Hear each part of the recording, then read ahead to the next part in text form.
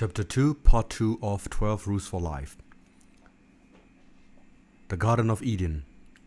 Remember, as discussed earlier, that the Genesis stories were amalgamated from several sources. After the newer priestly story Genesis 1, recounting the emergence of order from chaos, comes the second, even more ancient, Johist part, beginning essentially with Genesis 2, the Johist account, which uses the name YHWH or Jewish Yahweh to represent God.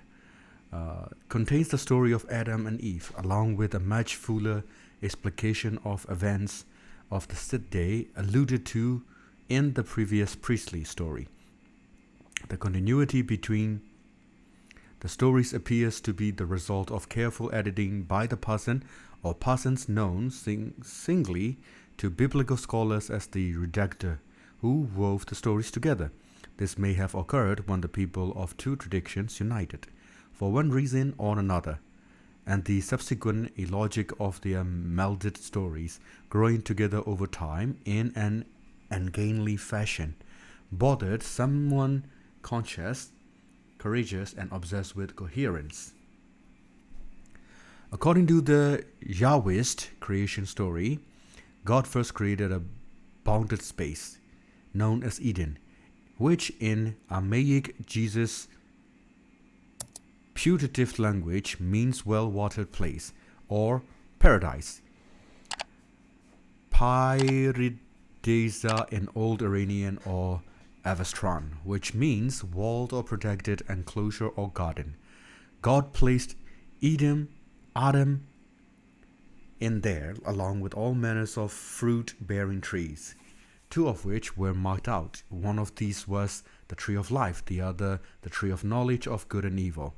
God then told Adam to have his fill of fruit as he wished, but added that the fruit of the tree of knowledge of good and evil was forbidden.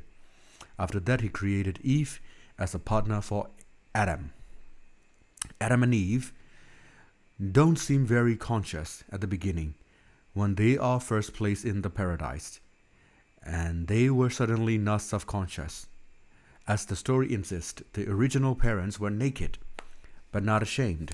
Such phrasing implies first that it's perfectly natural and normal for people to be ashamed of their nakedness. Otherwise, nothing would have to be said about its absence.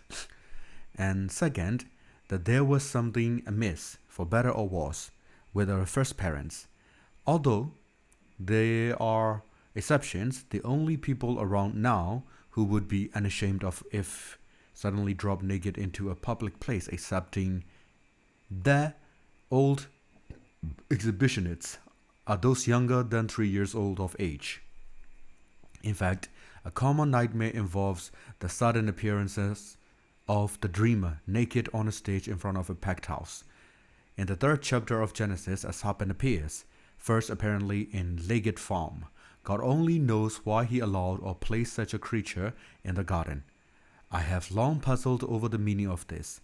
It seems to be a reflection, in part, of the order and chaos dichotomy characterizing all of experience, with paradise serving as habitable order and the serpent playing the role of chaos.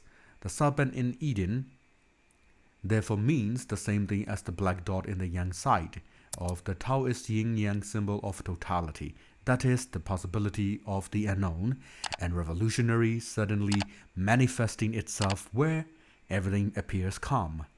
It just does not appear possible, even for God himself, to make a bounded space completely protected from the outside, not in the real world, with its necessary limitations surrounded by the transcendent. The outside, the chaos, always sneaks into the inside, because nothing can be completely walled off from the rest of reality. So even the ultimate in space, in safe spaces, inevitably harbors a snake. There were, however, genuine quotidian reptilian snakes in the grass and in the trees of our original African paradise. Even had all of those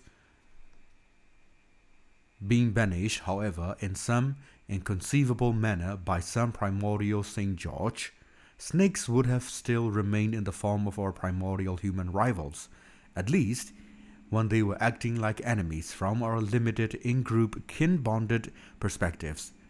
There was, after all, no shortage of conflict and warfare among our ancestors, tribal and otherwise. And even if we had defeated all the snakes that beset us from without, reptilian and human alike, would still not have been safe, nor are we now. We have seen the enemy after all, and he is us. The snake inhibits each of our souls. That is the reason, as far as I can tell, for the strange Christian insistence made most explicit by John Milton that the snake in the Garden of Eden was also Satan, the spirit of evil itself. The importance of this symbolic identification, its staggering brilliance, can hardly be overstated. It is through such millennia-long exercise of the imagination that the idea of abstracted moral concepts themselves, with all the entail, developed. Walk beyond comprehension was invested into the idea of good and evil, and its surrounding, dreamlike metaphor. The worst of all possible snakes in the eternal human proclivity for evil. The worst of all possible snakes is psychological, spiritual, personal, internal. No walls, however tall, will keep that out, even if the fortress were thick enough. In principle, to keep everything bad whatsoever outside, it would immediately appear again within. As the great Russian writer Alexander Solzhenitsyn, sorry if I butchered that name, I don't speak Russian or Slavic for that matter, insisted, the line dividing good and evil cuts through the heart of every human being. There is simply no way to wall off some isolated portion of the greater surrounding reality and make everything permanently predictable and safe within it. Some of what has been, no matter how carefully excluded, will always sneak back in. A serpent, metaphorically speaking, will inevitably appear. Even the most assiduous of parents cannot fully protect their children, even if they lock them in the basement, safely away from drugs, alcohol, and internet porn. In that extreme case, the too cautious, the too caring parent merely substitutes him or herself for the other terrible problems of life. This is the great Freudian audible nightmare. It is far better to render beings in your care competent than to protect them. And even if it were possible to permanently banish everything threatening, everything dangerous, and therefore everything challenging and interesting, that would mean only that another danger would emerge, that of permanent human infantilism and absolute uselessness. How could the nature of man ever reach its full potential without challenge and danger? How dull and contemptible would we become if there was no longer reason to pay attention? Maybe God thought his new creation would be able to handle the serpent and considered its presence the lesser of two evils. Question for parents: do you want to make your children safe or strong? In any case, there is a serpent in the garden, and he's a subtle beast according to the ancient story, difficult to see, vaporous, cunning, deceitful, and treacherous. It therefore comes as no surprise when he decides to play a trick on Eve. Why Eve instead of Adam? It could just be chance. It was 50-50 for Eve, statistically speaking, and those were pretty high odds. But I have learned that these old stories contain nothing superfluous. Anything accidental, anything that does not serve the plot, has long been forgotten in the telling, as the Russian playwright Anton Chekhov advised. If there is a rifle hanging on the wall in Act 1, it must be fired in the next one. Otherwise, it has no business being there. Makes sense. Perhaps primordial Eve had more reason to attend to serpents than Adam. Maybe they were more likely, for example, to prey on her tree-dwelling infants. Perhaps It is for this reason that Eve's daughters are more protective, self-conscious, fearful, and nervous to this day, even and especially in the most egalitarian of modern human society. In any case, the serpent tells Eve that if she eats the forbidden fruit, she won't die. Instead, her eyes will be open. She will be like God, knowing good from evil. Of course, the serpent doesn't let her know she will be like God in only that one way. But he is a serpent after all. Being human and wanting to know more, Eve decides to eat the fruit. Poof! She wakes up. She's conscious, or perhaps self-conscious for the first time. Now, no clear seeing, conscious woman is going to tolerate an awakened man. So Eve immediately shares the fruit with Adam. That makes himself conscious. Little has changed. Women have been making men self-conscious since the beginning of time. They do this primarily by rejecting them, but they also do it by shaming them. If men do not take responsibility, since women bear the primary burden of reproduction, it's no wonder. It is very hard to see how it could be otherwise. But the capacity of women to shame men and render them self-conscious is still a primal force of nature.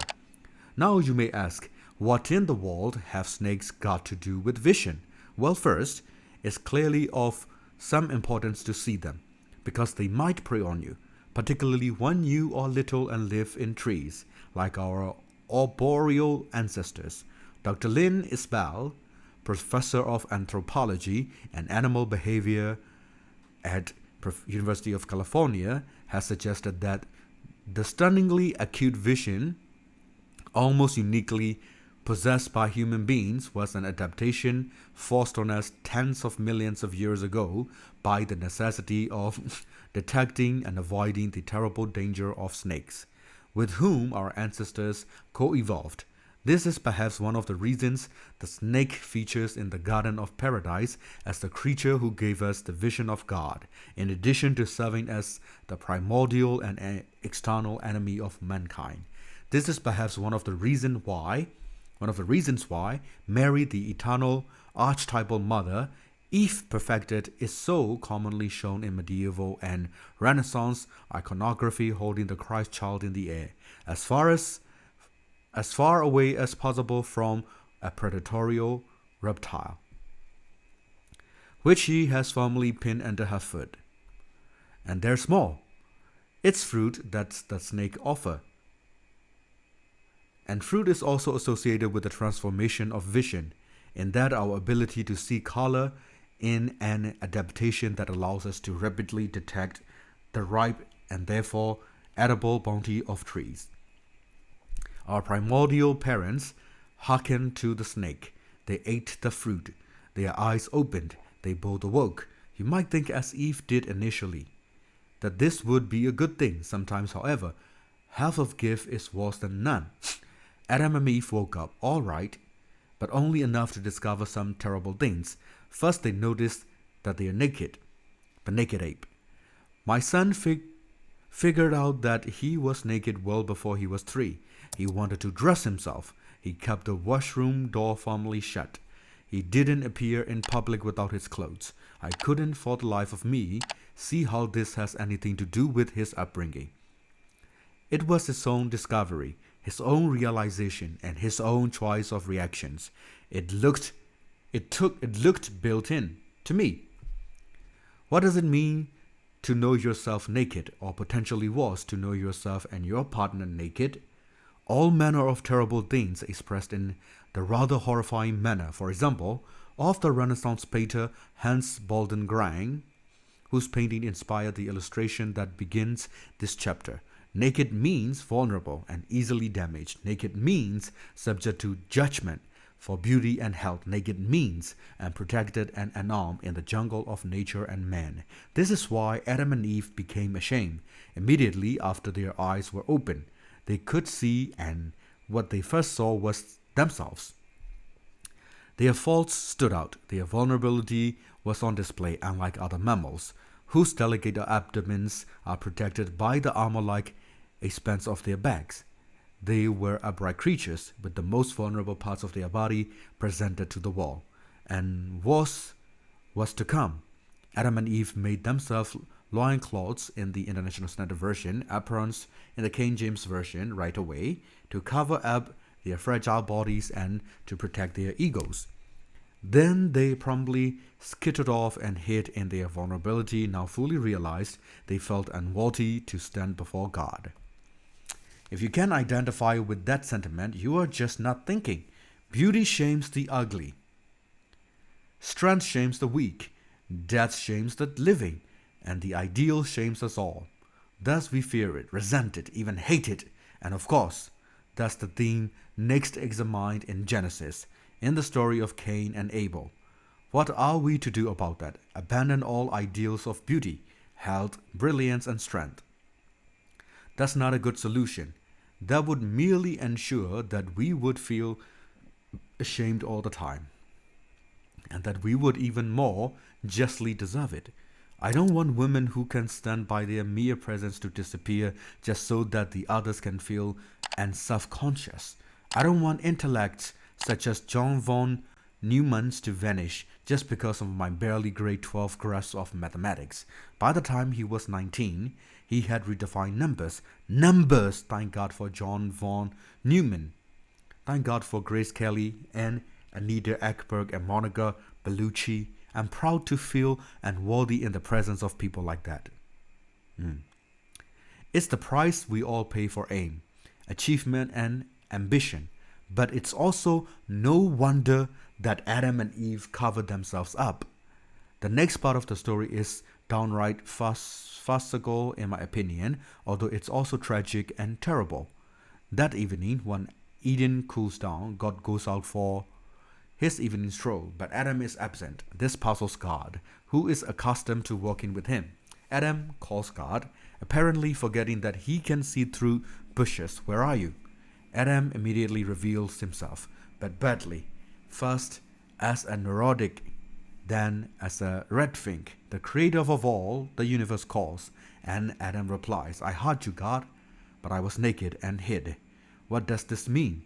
It means that people, unsettled by their vulnerability, eternally fear to tell the truth, to mediate between chaos and order, and to manifest their destiny. In other words, they are afraid to walk with God. That's not particularly admirable. Perhaps it's certainly understandable. God's a judgmental father. His standards are high. He's hard to please. God says, who told you that you were naked? Did you eat something you weren't supposed to? And Adam, in his wretchedness, points right at Eve, his love, his partner, his soulmate, and snitches on her. And then he blames God. He says, the woman whom you gave to me, she gave it to me. And then I ate it. How pathetic and how accurate. The first woman made the first man self-conscious and resentful. Then the first man blamed the woman. And then self-conscious and resentful. And then the first man blamed God. And this is exactly how every sperm male feels to this day. First, he feels small in front of the potential object of his love after she denigrates his reproductive suitability. Then he curses God for making her so bitchy, himself so useless, if he has any sense, and being itself so deeply flawed. And then he turns to thoughts of revenge, how thoroughly contemptible and how utterly understandable. At least, the woman had the serpent to blame, and it later turns out that snake is Satan himself, unlike as that seems. Thus, we can understand and sympathize with Eve's error. She was deceived by the best.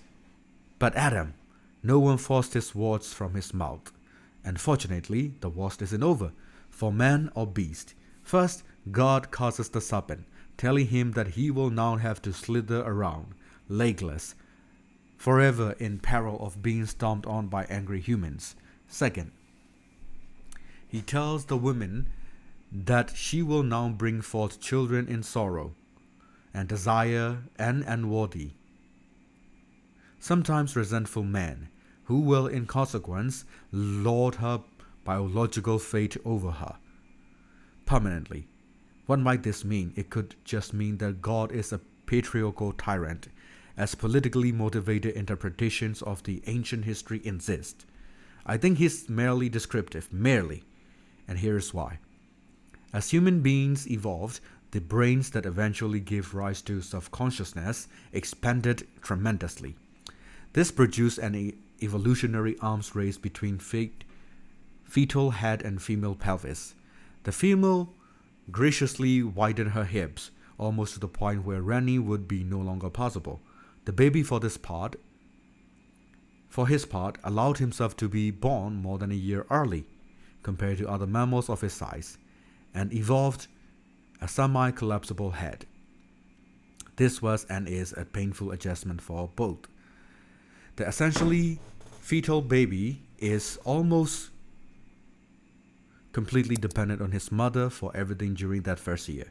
The programmability of his massive brain means that he must be trained until he is 18 or 30 before being pushed out of the nest.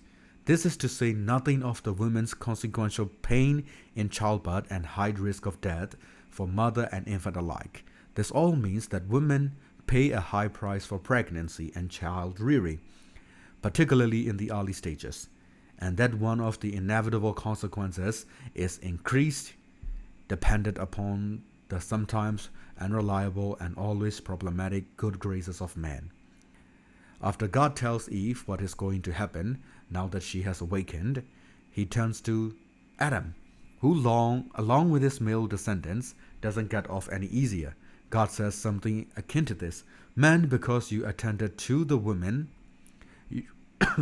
your eyes have been opened, your godlike vision, granted to you by snake, fruit and lever, allows you to see far, even into the future.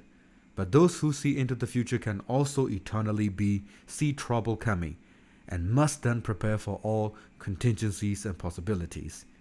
To do that, you will have to eternally sacrifice the present for the future. You must put aside pleasure for security. In short, you will have to walk, and it's going to be difficult. I hope you are fond of thorns and thistles, because you're going to grow a lot of them." And then God banishes the first man and first woman from paradise, out of infancy, out of the unconscious animal world, into the horrors of history itself. And then he puts cherubim and flaming sword at the gate of Eden, just to stop them from eating the fruit of the tree of life. That in particular appears rather mean-spirited. Why not just make the poor humans immortal right away, right? Particularly if that is your plan for your ultimate future anyway, as the story goes. But who would dare to question God, right? Perhaps heaven is something you must build, and immortality something you must earn. And so we return to our original query: why would someone buy prescription medication for his dog and then so carefully administer it, when he would not do the same for himself? Now you have the answer, derived from one of the foundational texts of mankind. Why should anyone take care of anything as naked, ugly, ashamed, frightened, worthless, cowardly, resentful, defensive, and accusatory as a descendant of Adam, even if that being is himself? And I do not mean at all to exclude women with this phrasing. All the reasons we have discussed so far for taking a dim view of humanity are applicable to others as much as to the self. They are generalizations about human nature, nothing more specific. But you know so much more about yourself. You're bad enough, as other people know you. But only you know the full range of your secret transgressions, insufficiencies, and inadequacies. No one is more familiar than you with all the ways your mind and body are flawed. No one has more reasons to hold you in contempt, to see you as pathetic. And by withholding something that might do you good, you can punish yourself for all your failings. As a dog, a harmless, innocent, and self-conscious dog is clearly more deserving. But if you are not yet convinced, let us consider another vital issue: order, chaos, life, death, sin, vision, walk, and suffering. That is not enough for the authors of Genesis, nor for humanity itself. The story continues. In all its catastrophe and tragedy, the people involved, that's us, must contend with yet another painful awakening. You are next fated to contemplate morality itself, good and evil. When their eyes are opened, Adam and Eve realize more than just their nakedness and the necessity of toil. They also come to know God, good and evil. The serpent says, referring to the fruit, "For God both doth know that in day ye eat thereof, then your eyes shall be open, and ye shall be as gods, knowing good and evil." What could that possibly mean? What could be left to explore and relate after the vast ground already covered? Well, simple context indicates that it must have something to do with garden snakes, disobedience, fruit, sexuality, and nakedness. It was the last item, nakedness, that finally clued me in. It took years. Dogs are predators, so are cats. They kill things and eat them. It's not pretty, but we'll take them as pets and care for them, and give them their medication when they're sick, regardless. Why? They are predators, but it's just their nature. They do not bear responsibility for it. They are hungry, not evil. They don't have the presence of mind, the creativity, and above all, the self-consciousness necessary for the inspired cruelty of men. Why not? It's simple. Unlike us, predators have no comprehension of their fundamental weakness, their fundamental vulnerability, their own subjugation to pain and death. But we know exactly how and where we can be hurt and why. And that is as good a definition as any of self-consciousness. We are aware of our own defenselessness, finitude, and mortality. We can feel pain and self-digest and shame and horror, and we know it. We know that makes us suffer. We know how dread and pain can be inflicted on us, and that means we know exactly how to inflict it on others. We know how we're naked and how that nakedness can be exploited, and that means we know how others are naked and how they can be exploited. We can terrify other people consciously. We can hurt and humiliate them for faults we understand only too well. You can torture them literally, slowly, artfully, and terribly. That's far more than predation. That's a qualitative shift in understanding. That's a cataclysm as large as the development of self-consciousness itself. That's the entry of knowledge of good and evil into the wall. That's a second as yet unhealed fracture in the structure of existence. That's the transformation of being itself into a moral endeavor, all attendant on the development of sophisticated self-consciousness. Only man could conceive of the rack, the Iron Maiden, and the thumbscrew. Only man will inflict suffering for the sake of suffering. That is the best definition of evil I have been able to formulate. Animals can manage that, but humans, with their excruciating, semi-divine capacity, most certainly can. And with this realization, we have well nigh full legitimization of the idea, very unpopular in modern intellectual circles, of original sin. And who would dare to say that there was no element of voluntary choice in our evolutionary, individual, and theological transformation? Our ancestors chose their sexual partners, and they selected for consciousness and self-consciousness and moral knowledge, and we can deny the sense of existential guilt that pervades human experience. And who could avoid noting that without that guilt, that sense of inbuilt corruption and capacity for wrongdoing, a man is one step from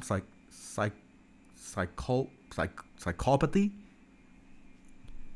Human beings have a great capacity for wrongdoing. It's an attribute that is unique in the world of life. We can and do make things worse voluntarily, with full knowledge of what we are doing, as well as accidentally and carelessly, and in a manner that is willfully blind. Given that terrible capacity, that proclivity for malevolent actions, is it any wonder we have a hard time taking care of ourselves or others, or even that we doubt the value of the entire human enterprise? And we've suspected ourselves for good reason. For a very long time, thousands of years ago, the ancient Mesopotamians believed, for example, the mankind itself was made from the blood of Kingu, the single most terrible monster that the great goddess of chaos could produce. In her most vengeful and destructive moments, after drawing conclusions such as that, how could we not question the value of our being, and even of being itself, who then could be faced with illness in himself or another without doubting the moral utility of prescribing a healing medicament, and no one understands the darkness of the individual better than the individual himself, who then, when ill, is going to be fully committed to his own care. Perhaps man is something that should never have been. Perhaps the world should even be cleansed of all human presence, so that being and consciousness could return to the innocent brutality of the animal. I believe that the person who claims never to have wished for such a thing has neither consulted his memory nor confronted his darkest fantasies. What then is to be done? As a part of the divine, in Genesis 1, God creates the world with the divine, truthful word, generating habitable paradisal order from the pre-cosmogonic chaos. He then creates men and women in his image, imbuing them with the capacity to do the same, to create order from chaos and continue his work. At each stage of creation, including that involving the formation of the first couple, God reflects upon what has come to be and pronounces it good. The juxtaposition of Genesis 1 with Genesis 2 and 3, the latter two chapters outlining the fall of man, describing why our Lord is so tragedy-ridden and ethically tortuous, produces a narrative consequence almost unbearable in its profundity. The moral of Genesis 1 is that being brought into existence through true speech is good. This is true even of himself prior to his separation from God. This goodness is terribly disrupted by the events of the fall, and of Cain and Abel, and the flood and the Tower of Babel. But we retain an intimation of the prelapsarian state. We remember, so to speak, we remain eternally nostalgic for the innocence of childhood, the divine, the unconscious being of the animal, and the untouched cathedral-like old-growth forest. We find respite in such things. We worship them, even if we are self-proclaimed atheistic and environmentalists of the most anti-human sort. The original state of nature, conceived in this manner, is paradisal, but we are no longer one with God and nature, and there is no simple turning back. The original men and women existing is in unbroken unity with their Creator did not disappear unconscious, and certainly not self-conscious. Their eyes were not open, but in their perfection they were also less, not more, than their post-fall counterparts. Their goodness was something bestowed rather than deserved or earned. They exercised no choice, God knows. That's easier.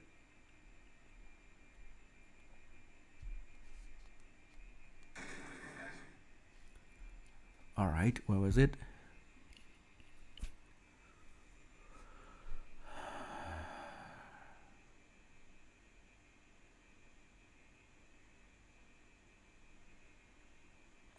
But maybe it's not better than, for example, goodness genuinely earned. Maybe, even in some cosmic sense, assuming that consciousness itself is a phenomenon of cosmic significance. Free choice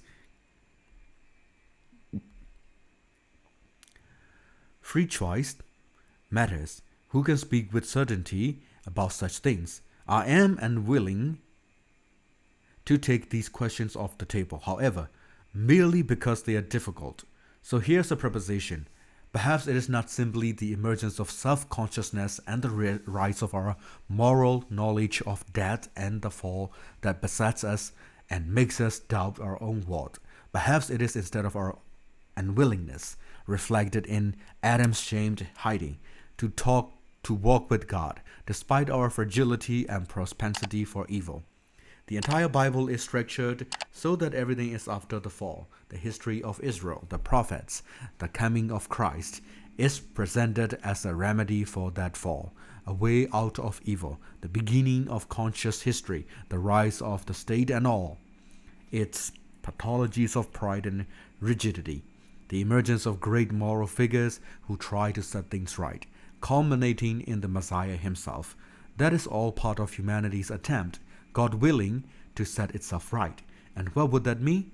And this is an amazing thing that the answer is already implicit in Genesis 1, to embody the image of God, to speak out of chaos and being that is good, but to do so consciously of our own free choice. Back is the way forward, as T.S. Eliot so rightly insisted, but back as awake being, exercising the proper choice of awake beings instead of back to sleep. We shall not cease from exploration, and the end of our exploration will be to arrive where we started and know the place for the first time. Through the unknown, remembered gate, one the last of earth left to discover is that which was the beginning. At the source of the longest river, the voice of the hidden waterfall, and the children in the apple tree, not known because not looked for, but heard, half heard, in the stillness, between two waves of the sea, quick now, here now, always. A condition of complete simplicity, costing not less than everything, and all shall be well, and all manner of things shall be well. When the tongues of flames are enfolded into the crown knot of fire, and the fire and the rose are one. Little Gidding, 4 quartets, 1943. If we wish to take care of ourselves properly, we would have to respect ourselves, but we don't because we are, not least in our own eyes.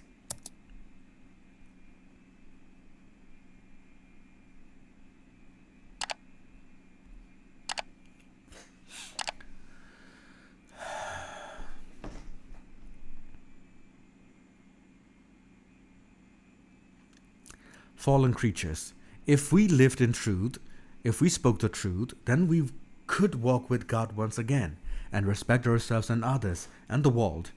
Then we might treat ourselves like people we cared for.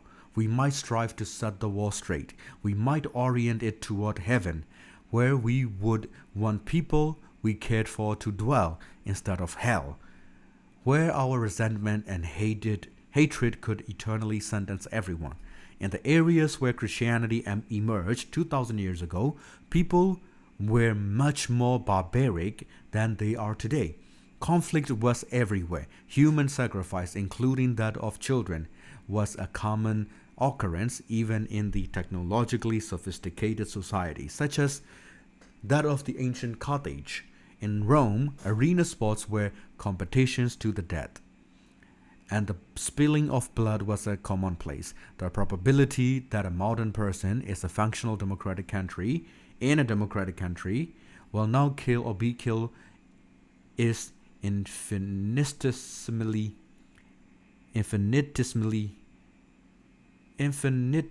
low compared to what it was in previous society, and still is in the unorganized and anarchic parts of the world.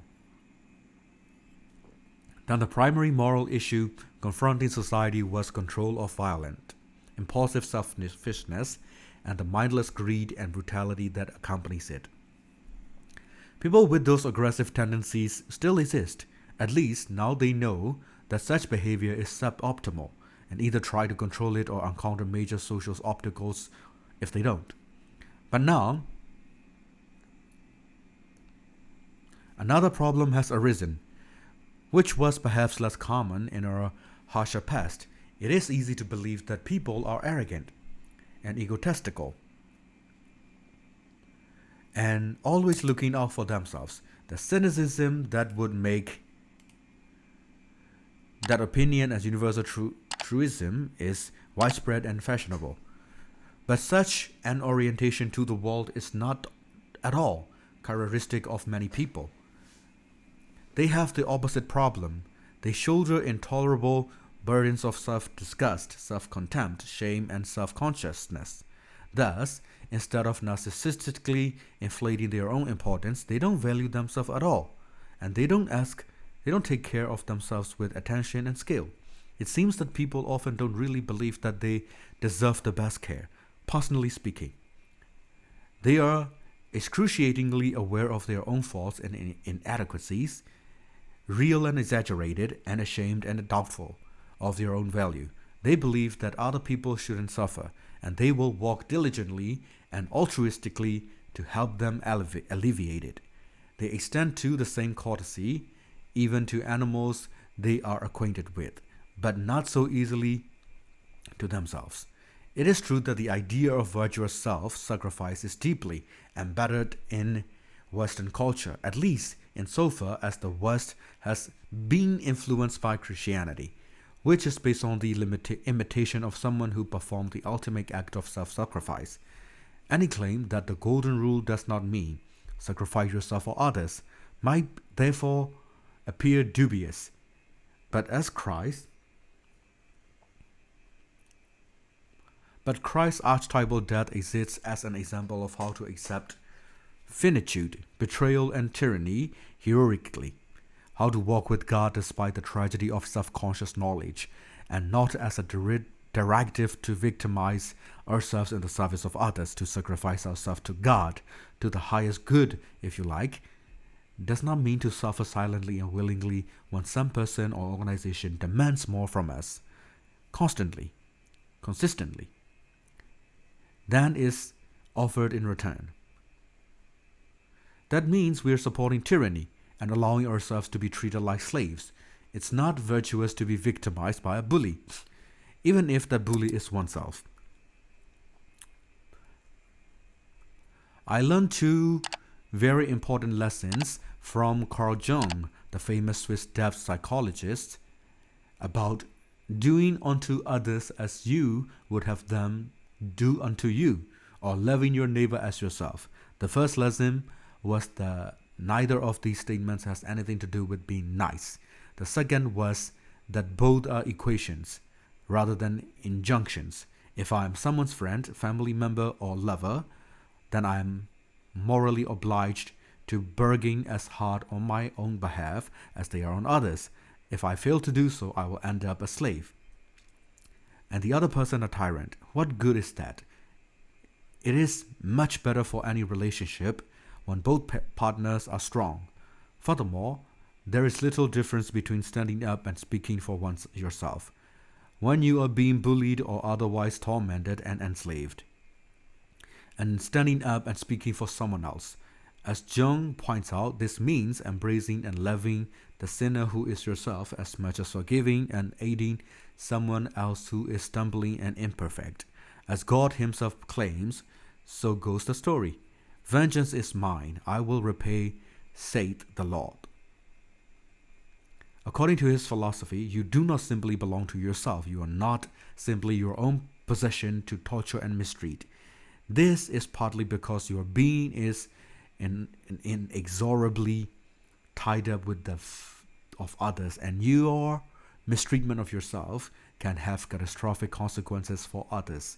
This is most clearly evident perhaps in the aftermath of suicide, when those left behind are often both bereft and traumatized. But metaphorically speaking, there is also this: you have a spark of the divine in you, which belongs not to you but to God. We are, after all, according to the Genesis, made in his image. We have the semi-divine capacity for consciousness. Our consciousness participates in the speaking of thought of being. We are low resolution, kenotic versions of God. Basically, we are the SD version of God. We can make order from chaos and vice versa. In our way, with our words. So we may not exactly be God, but we are not exactly nothing either. There's a saying, of course, I won't impart my knowledge. I will just read the book for you, so allow me to carry on. Sorry, I'm being a teacher, no? It's old habits die hard.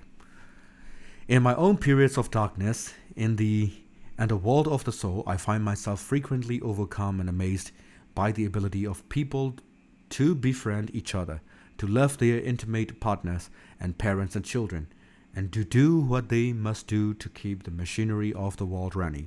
I knew a man, injured and disabled by a car accident, who was employed by a local utility. For years after the crash, he walked side by side with another man, who for his part suffered with a degenerative neurological disease.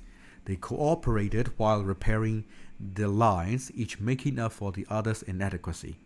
This sort of everyday heroism is the rule, I believe, rather than the exception. Most individuals are dealing with one or more serious health problems while going protectively and complainingly about their business. If anyone is fortunate enough to be in a rare period of grace and health, personally, then he or she typically has at least one close family member in crisis. Yet people prevail and continue to do difficult and effortful tasks to hold themselves and their families and society together. To me, this is miraculous. So much so that a dumbfounded gratitude is the only appropriate response.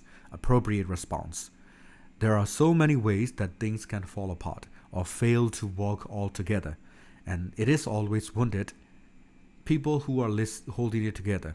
They deserve some genuine and heartfelt admiration for that. It's an ongoing miracle for fortitude and perseverance. In my clinical practice, I encourage people to credit themselves and those around them for acting protectively and with care, as well as the genuine concern and thoughtfulness may manifest towards others. People are so tortured by the limitations and constraint of being that I am amazed they ever act properly or look beyond themselves at all. But enough to do so that we have central heat and running water and infinite computational power and electricity, and enough for everyone to eat, and even the capacity to contemplate the fate of broader society and nature, terrible nature itself, all that complex machinery that protects us from freezing and starving and dying from lack of water, tends unceasingly towards malfunction through entropy. And it is only the constant attention of careful people that keeps it working so unbelievably well. Some people degenerate into the hell of resentment and the hatred of being, but most refuse to do so, despite their suffering and disappointments and losses and inadequacies and ugliness. And again, that is a miracle for those with the eyes to see it. Humanity in toto, and those who compose it as an identifiable people, deserve some sympathy for the appalling burden under which the human individual genuinely staggers, some sympathy for subjugation to mortal vulnerability, tyranny of the state, and the depredation of nature. It is an existential situation that no mere animal encounters or endures, and one of severity such that it could take a god to fully bear it. It is this sympathy that should be the proper medicament for self-conscious self-contempt, which has its justification, but it's only half the full and proper story. Hatred for self and mankind must be balanced with gratefulness for tradition and the state, and astonishment at what normal everyday people accomplish, to say nothing of the staggering achievements of the truly remarkable. We deserve some respect. You deserve some respect. You are important to other people. As much as yourself, you have some vital role to play in the unfolding destiny of the world. You are, therefore, morally obligated to take care of yourself. You should take care of it. Help and be good to yourself the same way you would take care of, help and be good to someone you love and valued. You may therefore have to conduct yourself habitually in a manner that allows you some respect for your own being. And fair enough. But every person is deeply flawed. Everyone falls on short of glory of God. If that stark fact meant, however, that we had no responsibility to care for ourselves as much as others, everyone would be brutally punished all the time. That would not be good. That would make the shortcomings of the wall, which can make everyone who thinks honestly question the very propriety of the wall, was in every way. That simply cannot be the proper path forward.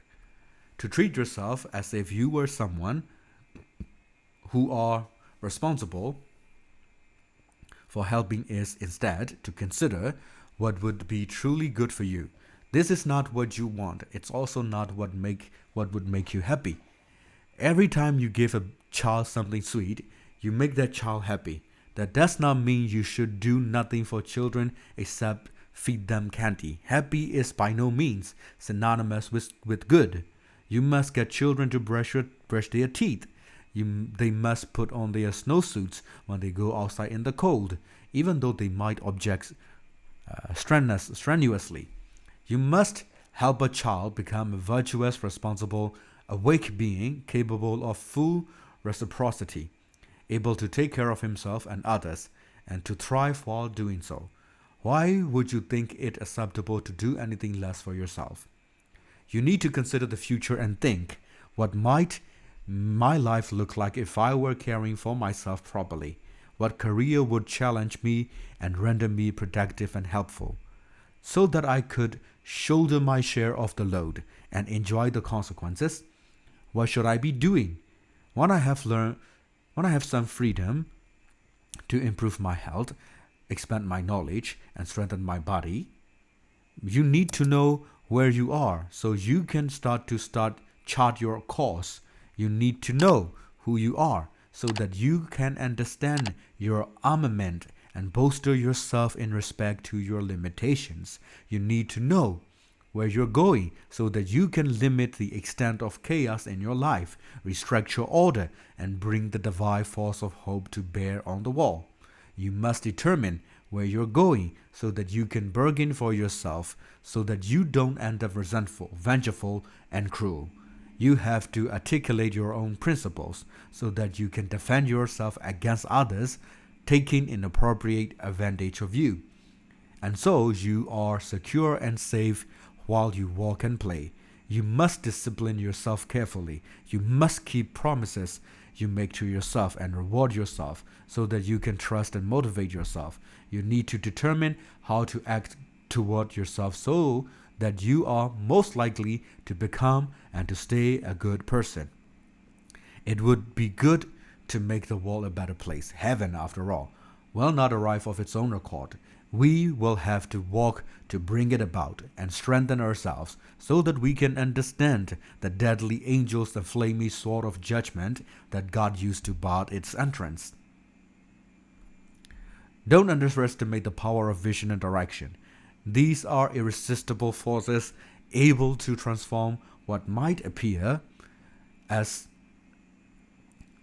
to be unconquerable obstacles into traversable pathways and expanding opportunities. Strengthen the individual. Start with yourself. Take care with yourself. Define who you are. Refine your personality. Choose your destination and articulate your being. As the great 19th century German philosopher Friedrich Nietzsche so brilliantly noted, he whose life has a why can bear almost any how. You could help direct the wall on its careening trajectory a bit more toward heaven and a bit more away from hell. Once having understood hell, research it, so to speak, particularly your own individual hell, you could decide against going there or creating that. You could aim as well. You could, in fact, devote your life into this. That would give you a meaning with a capital M. That would justify your miserable existence. That would atone your sinful nature and replace your shame and self-consciousness with the natural pride and forthright confidence of someone who has learned once again to walk with God in the garden. You could begin by treating yourself as if you were someone you were responsible for helping. It is of great interest in this regard that the 5-part Taiju refer to the chapter 1 and the sources and the soul of simpler yin-yang symbol expressing original cosmos originally and developing default and dividing the yin-yang chaos order feminine masculine, and then into the first 5 agents wood fire earth metal water, and then simply put the 10,000 things. The Star of David chaos order feminine masculine gave rise in the same way to 4 basic elements fire, air, water and earth, out of which everything else is built. A similar hexagram is used by the Hindus. The downward triangle symbolizes Shakti, the feminine, and the upward triangle Shiva, the masculine. The two components are known as an Om and Hrim in Sanskrit. Remarkable examples of conceptual parallelism.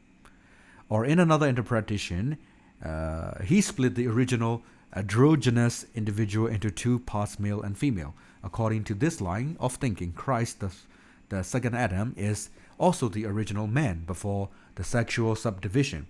The symbolic meaning of this should be clear to those who have followed the argument thus far. Thank you for understanding why I sped up the last part, because as you know, as I have mentioned in the past part 1 video, at the end of it, TikTok doesn't allow me to post videos longer than 60 minutes. That is all for today, guys. This is part 2 of chapter 2 of the 12 Rules for Life, written by Jordan B. Peterson. Thanks for listening. Subscribe, like, and share. This is Daniel. See you tomorrow with another chapter. Bye-bye.